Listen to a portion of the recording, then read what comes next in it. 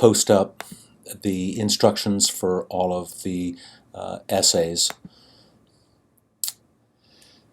And it also allowed me to reblog the best of the writing that I received.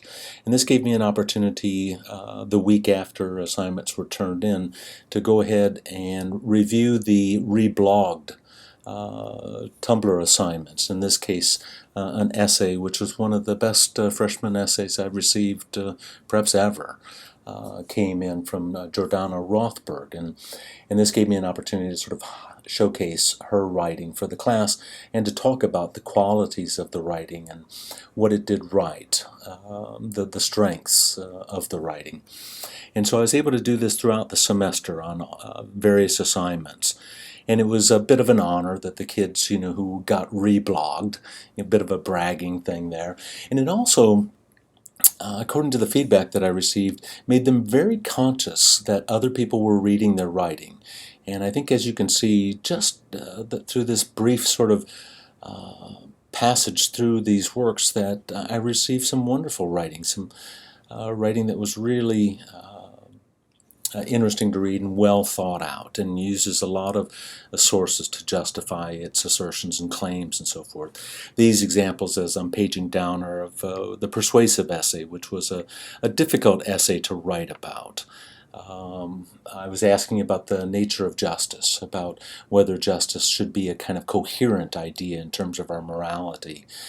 The exposition essay was another essay that I also reblogged, the best of and so forth. So all of the students were required to follow me, and then I followed them as well. In some cases, it was kind of fun, and I think students enjoyed being able to see each other's writing and so forth. I found myself reading some interesting blogs too. Some of my students had been involved. They had used Tumblr before, and so they were had already been following blogs online. And so it's a great place you can add images, videos, texts, and so forth. And so it's a pretty simple way of organizing material and so forth. But this is a collection then of all the different blogs. Now, what I did also was I encouraged the students to go ahead and use an anonymous pseudonym. The blog itself was not listed publicly to also provide a degree of anonymity for us.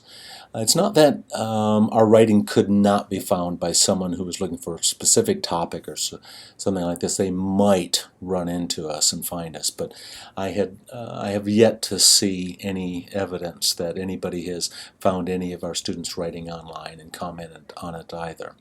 It's just been something in class. This was one of my better students, Barbara Calixte, who also works in the office. And so, as you can see, Barbara is interested in women's issues and so forth, and beauty and fashion. And so I would occasionally find myself paging through lots of images and lots of different kinds of things, but it was sort of fun to be able to see what the students were looking at and what they were interested in too, their sources. It was kind of cool.